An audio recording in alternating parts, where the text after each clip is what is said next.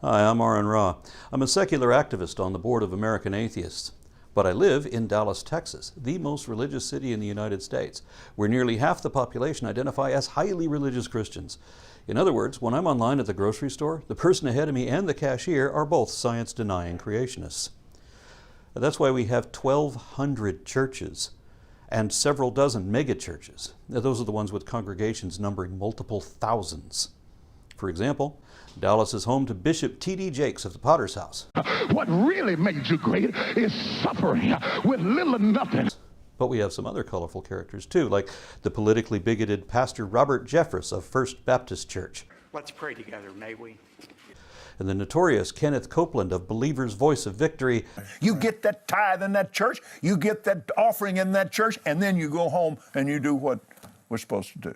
And back in the 80s, we had the Reverend Bobby Tilton with the Word of Faith. Yes, can't have what's not seen until you get your eyes over what is seen. You can't see what's not seen until you let go of what is seen. And I'm talking about your money.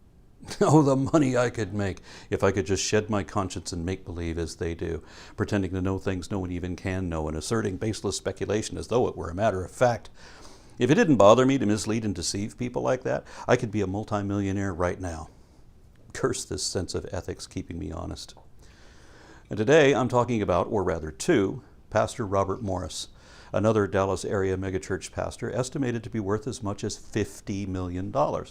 His Gateway Church boasts a congregation of around 30,000 members, and it takes in well over $100 million a year, sometimes hundreds of millions of dollars in a single year. And that surprises me, because someone sent me this video of one of his sermons, and every single point he tries to make therein is so wrong that I have to address and correct it, if only for the sake of truth and for the common good. And for those of you watching from Europe or Australia, remember the alarming fact that while there may be only 1 in 5 people like him where you are, he is like every other person where I live.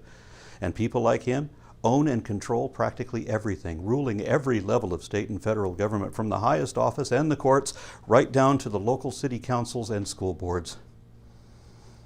That explains so much of what's gone wrong with America, doesn't it? So strap in, we're going for a ride. How do I know there is a God? You don't, and not just because I know there isn't one. So I'm not at all trying to cram something down your throat. I'm just telling you how I know that there's a God, okay? So I've arranged the talk in 3 points to maybe help us to remember them, okay? So here's number 1. There is a correct worldview. There is a correct worldview. Now, if you don't know what a worldview is, it's how you see the world, how you see life, and your worldview should help you with some questions that help you through this life. It brings comfort to you as a person, to your thinking process, and to your soul. And let me just explain. There's actually only one correct worldview when you define a worldview correctly, and that is Christianity. No. The word correct is defined as free from error in accordance with fact or truth. None of that applies to Christianity, which is divided into tens of thousands of often violently conflicting denominations due to differences in interpretation and speculation.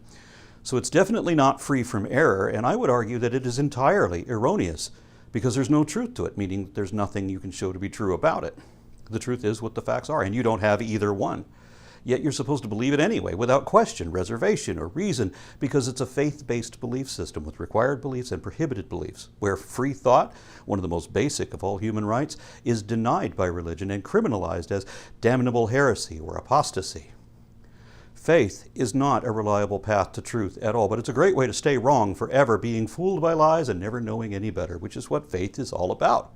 Consequently, any belief that requires faith should be rejected for that reason.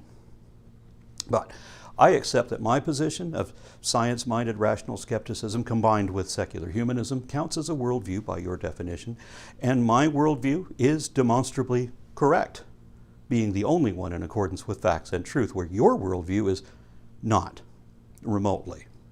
So there is a correct worldview, but it's mine and definitely not yours. Now, again, I'm just sharing with you some things for you to think about. Maybe you never thought about it. But a worldview, a correct worldview, must address 4 issues. And let me tell you what the 4 issues are, okay? Origin, meaning, morality, and destiny. If you're going to have a worldview that helps the way you think and helps your soul to be at ease, it needs to address origin, meaning, morality, and destiny.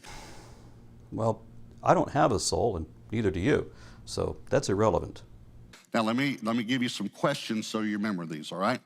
Origin would be, how did I get here? How did I get here? Every human wants to know that. I just finished a 50-episode educational video series explaining human evolution in detail, and it's simple enough even for high schoolers to understand. I'll put the link to that playlist below. Meaning would be, why am I here? Why am I on this earth? Why am I here? Asking why is a fallacious question because it presupposes an intended purpose when there evidently isn't one, nor could there be. Now, things happen because of cause and effect, of often complicated processes, but not because of an invisible man pulling levers behind a curtain. Morality would be, how do I define good and evil? How do I define good and evil? That's morality.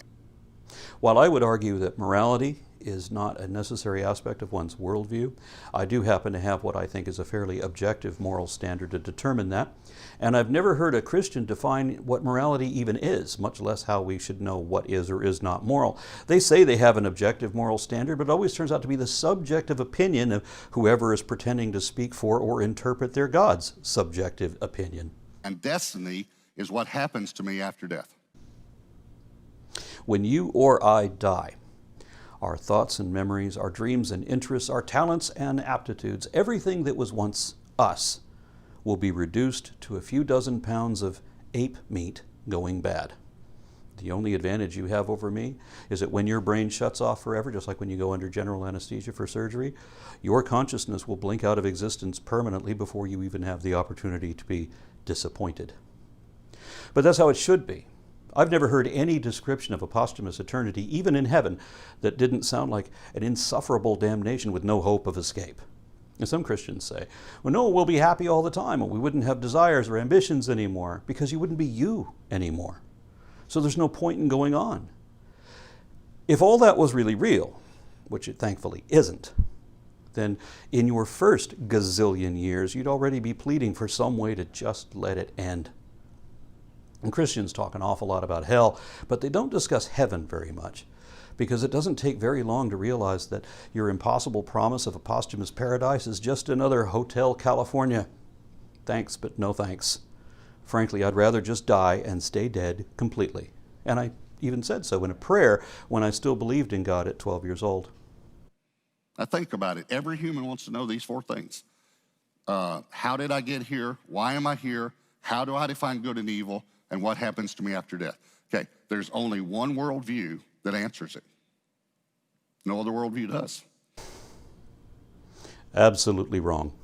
And first of all, Christianity doesn't actually answer any of these questions. It only provides baseless speculation according to fairy tales that we know for certain did not really happen. Yet we're expected to believe it anyway and take it on faith just because you say so. No. Wrong answers are not answers at all. And we can't say that any of these excuses actually count as answers until we can show the truth of it and show that they are. But secondly, we can't show the truth of it because there isn't any. All religious beliefs fall into one of 2 categories, not evidently true and evidently not true. And most religious beliefs are based on frauds, falsehoods, and fallacies, and that includes this entire sermon that you're giving here. Accuracy and accountability are paramount in my worldview, where they don't even matter at all in yours. And third, Christianity isn't the only worldview that pretends to answer these questions. Every religion makes that claim, and not just the Abrahamic faiths like Judaism, Islam, and Baha'i, all of which you simply ignored because they refute your point. Zoroastrianism answers each of these questions too, or it claims to, just like Christianity does, and so does Sikhism. Hinduism probably gives the best and most comprehensive answers because they're the oldest religion in continuous practice, so they've had the most practice. And they have the biggest volume of religion in that the Bhagavad Gita is but one chapter of the Mahabharata, the world's largest epic poem, and that's just one book out of a whole library of sacred scriptures dedicated to the Hindu pantheon. So no, Christianity is not the only worldview that answers these questions. In fact, it doesn't answer any of them at all. Evolution does not answer these 4. It doesn't tell us what happens after death. It doesn't tell us why we're here. That's because evolution isn't a worldview. Christianity is because it's a religion, and all religions count as worldviews. We could also say that materialism or philosophical naturalism is a worldview too, and that's the contrast you should have alluded to. I wrote a book on the Foundational Falsehoods of Creationism. I'll put a link to that too. The very first of those falsehoods is the idea that one must either reject God to accept some scientific facts like evolution, or that one must reject evident realities in order to believe in the Bible, as if the Bible is God. That's binary thinking, and it's wrong. I remember when the global statistics were that most evolutionists are Christian and most Christians are evolutionists. And since then, religions in general, and Christianity in particular, have been in steep decline in every single state and around the world, while atheism and religious extremism have both been on the rise following recent trends toward dangerous polarization. But it is still the case that many of the pioneers of evolutionary theory, and even some of its important champions, have been and still are Christians with advanced degrees and expertise in science. They understand evolution and science better than you never will. And they know that they don't have two conflicting worldviews because evolution is not a worldview. And even how did I get here? Just think about it. Most people have never even thought of this. Do you realize that evolution is still referred to in science books, listen, as the theory of evolution? Have you ever heard of the theory of gravity or relativity? How about atomic theory, cell theory, or the germ theory of disease? A theory is not a wild guess of baseless speculation like religion is. Every modern scientific theory is both a fact and a body of knowledge or field of study enveloping all available data, including all related hypotheses and even natural laws to explain that basic fact. And most people don't even know how long it's been a theory. Would you like to know? 161 years. It's the longest theory that science has ever had. Nope. In 1783, Antoine Laurent Lavoisier began the chemical revolution when he disproved phlogiston theory and proposed his own theory of oxygen in its stead. So the existence of the oxygen you're breathing now has been a scientific theory for 237 years. And atomic theory, first proposed by Democritus in ancient Greece, was already a theory before theories were ever defined, and it's still a theory even after Hiroshima. You see, science has a rule that no hypothesis can ever be proven. They can be disproved, but they can never be proved in the positive sense, because that would close our minds to the possibility of further improvement. And the goal of science is to improve understanding of the natural world. That means that we have to seek out the flaws in our current perspective and correct them. You can't do that if you can't admit that some flaws might still exist. So when a given hypothesis is shown to have profound explanative power, and it already has withstood a sustained and substantial battery of critical analysis for some time, where new evidence and experiments always only ever lend further support without any contradiction, then that hypothesis has been effectively proven by an overwhelming preponderance of evidence beyond reasonable doubt. But we don't say that it's proven. Instead, that hypothesis is elevated to theory, the highest level of confidence that science can achieve. That's what happened with evolution, which has withstood and weathered more and harsher scrutiny than any other aspect of science, and is now better supported than even the theory of gravity. Theory. It's a theory.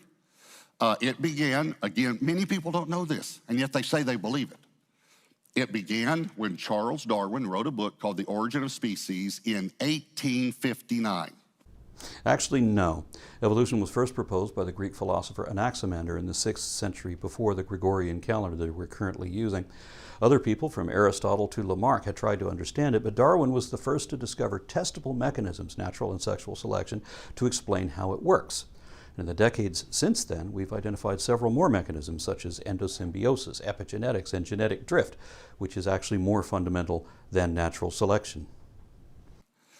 In that book, he uses 2 entire chapters to doubt his own theory. 2 chapters. Because proposing a scientific theory is exactly opposite of a religious belief. You don't get to just make up whatever you want and tell people to believe it like you can in religion. In science, you have to demonstrate that there is at least some truth to what you're saying, regardless whether we want to believe it or not. So it doesn't matter if we have faith. I mean, reality neither requires nor desires faith. Because unlike religion, Science doesn't want to be fooled into believing things that are neither evidently nor even possibly true. So we have to find a way to disprove our hypotheses rather than encourage belief in them. And when you fail to do that, and no one else can disprove it either, and there's still a demonstrable probability that it's at least partially true, and it's useful in that it certainly explains that a lot of it is true, then it becomes a theory. One of them, he talks about the human eye. And he said, just thinking about the human eye would disprove my theory when you think about how complex the human eye is. No, he didn't say that. What he actually said was that it only seems absurd at first. Then he spent the next few pages going over the considerable evidence that he already knew about way back when, and of course we have accumulated much more evidence than that now. But he also makes a statement similar to this. He says, if solid scientific evidence does not come forth in a reasonable amount of time to prove this theory, then it disproves this theory. No, he didn't say that either. He did list a few ways that his theory could potentially be disproved, and he made specific predictions about exactly what evidence we should expect to find if and only if his theory is true. And one of those predictions was that he noticed that the bones in a bird's wing looked like the fingers of dinosaurs that had been fused together. So he predicted that if birds had in fact evolved from dinosaurs, then we should find a fossil bird with unfused wing fingers. Just 2 years later, some German geologists found exactly that. So Darwin's theory had already been vindicated while he was still alive with the discovery of one of the most important transitional species ever found. And of course, we found hundreds of other intermediate forms in various lineages since then. Okay, it's been 161 years. And there is no, now look it up for yourself. Don't just listen to someone else. There is no evidence, none. Listen to what I'm gonna say before you discount the sentence. Listen to the end of the sentence. There is no evidence that one species has ever mutated to another species. Never. Before you make these confident pronouncements on matters you've obviously never studied, you should at least consult a scientist, preferably someone who works in one of the fields relevant to evolution. Speciation, one species mutating into another, has been directly observed and documented dozens of times, both in the lab and in naturally controlled conditions in the field. The first time this happened under direct observation was a years-long experiment performed by an Orthodox Christian who then published a paper titled, "Nothing in Biology Makes Sense Except in Light of Evolution." So even if you had only talked to Christians trained in science, you should still have known better than what you just said. But it seems you didn't even consult other creationists, because Ken Ham, the CEO of Answers in Genesis Ministries, accepts that speciation happens. Even the crackpot charlatan Kent Hovind accepts that speciation happens. So you should be a little embarrassed that you're standing up there telling tens of thousands of people that it never happened, even when the religious extremists who think the earth is only 6,000 years old know better than you do about that. It's what we still call this day the missing link. No, you're getting different concepts confused now. We're not talking about speciation anymore. The missing link referred to another of Darwin's specific predictions when he said that if and only if his theory was true, then we should find a transitional species, a link in what was then described as an evolutionary chain, intermediate between humans and the generalized apes as they were known in his day. It's still missing. 161 years later, with all of our scientific knowledge, and we can't find this one bone, this one fossil that shows one species mutating to another. The missing link between humans and apes that Darwin predicted and carefully described was discovered nearly a half a century ago, way back in 1974. Since then, hundreds more individuals have been found just from that one species, in addition to several other intermediate links dating to before and after that one. So where you said we've never found even one bone, we've actually found the bones and skeletons of thousands of individuals. Now, within a species, we evolve, we change. I'm a human. You probably will not believe what I'm about to tell you until you think about it for a moment. But I want you to look at my size, okay?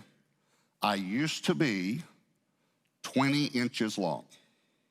I'm telling you the truth, 20 inches. And I used to weigh about 8 pounds. Now I'm 6'2", and I weigh some pounds. I'm sorry if that didn't come out, the exact number, but I'm not gonna say it again. All right, so the point is I have changed. That's all the word evolve means. I have evolved. Seriously? I'll include a link to Berkeley University's introductory primer, Evolution 101, because you don't know what evolution is. It's not just any old change over time. Evolutionary theory refers specifically to variable allele frequencies in reproductive populations over many generations. Understanding how species evolve is analogous to how languages evolve, how Spanish, French, and Italian evolved from Latin, for example, with the accumulation of subtle changes in each group building up over centuries. Changes in whole populations over many generations, not the biological development of any single individual. But no species has ever evolved from one species to another. Never. Yes, they have. And we have lots of ways of proving that now. I can even prove that to your satisfaction if you're interested, though that would require some education. In the meantime, I'll include a link below to the National Academy of Sciences listing various types of evidence that you didn't know about from independent fields of study that actually do support evolution. Here's what evolution tells us too. We are time, matter, and chance. Time, matter, and chance. In other words, we are only metaphysical. We don't know what happens after death. We're only metaphysical. Here's the problem with that. There's a few problems with that, actually. One is that evolution doesn't say that. Two is that you don't know what any of the words you're using actually mean. For example, chance isn't a thing. Instead, we're talking about emergent properties of deterministic processes. Evolution also does not say that we are metaphysical. What I think you meant to say is that we are only physical, although evolution doesn't say that either. Evolution is just an explanation of population genetics, the process by which artificial selection has produced different breeds of dogs and natural selection has produced different species of dogs. We're talking about the mechanisms we've been manipulating throughout the entire history of agriculture and have only recently begun to understand. If you're only matter, then why do you react when you hear that someone passed away from COVID-19? No, why do you feel sad? Because you're not just matter, you're a soul. You have a soul, you have feelings, you have emotions, you have thoughts. You're a person, you have a soul. Pity that you don't know what a soul is either. Why is it that I have to know both sides of this argument better than believers know their own alone? You've got the soul confused with consciousness, but they're not the same thing. Try to understand that only about a third of scientists in the United States still believe in God. And now think about the fact that a significant percentage, half or most neuroscientists, don't believe we have a soul. But of course they have some understanding of how the physical brain produces consciousness. Even the few neuroscientists who do believe in God still understand that physical trauma or drugs can manipulate and even permanently alter our personalities, proving that our personalities are physical too.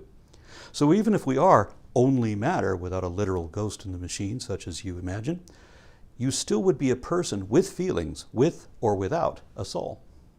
And we don't have a soul, by the way. I can go into more detail about that later, but this video is already too long. Another thing that's difficult is morality. How do I define good and evil?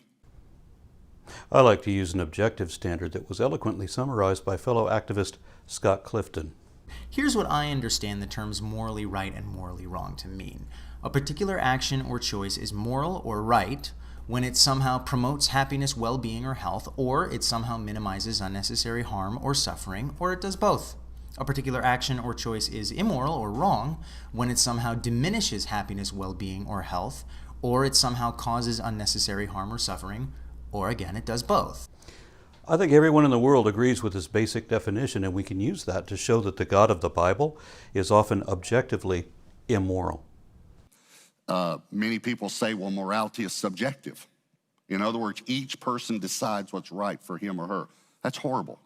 That is horrible. And many Christians will even, they've been sucked in by this. They say, well, each person should decide what's right for him or her. No, I can disprove that in an instant with one question. Do you lock your doors at night? You know why? Because you're afraid of subjective morality. In other words, someone might not believe it's wrong to enter your home and shoot you. No. If someone enters your house and shoots you, they know it's immoral, but they're likely desperate, acting on impulses that override their morality. The funny thing about Christianity, though, is that your personal God that lives in your head hates all the same things that you do for the same reasons that you do. And your God in your head always understands and accepts whatever excuses you use to justify whatever it was that you did. That's why your personal God always forgives you, even when you snuck into that guy's house and shot him, because you had to. Yeah, I know. And it is wrong. Murder is always wrong. Always. Always. It's interesting that you say that in Texas, one of dwindling few states that still has the death penalty, and which has executed more than 5 times as many prisoners than the next most lethal state just in the last decade. And this is condoned by the Bible, which commands execution for all manner of crimes and even non-crimes, such as working on weekends or being the victim of rape. So I have to wonder, how do you define what is right and wrong, since your Bible cannot help you with that?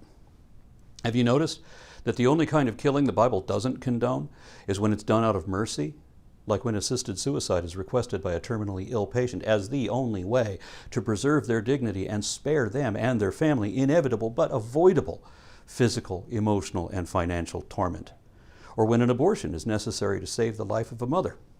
Tough choices have to be made sometimes, whereas your Bible says that you can perform an abortion in Numbers 5 simply to tell whether your wife has been unfaithful.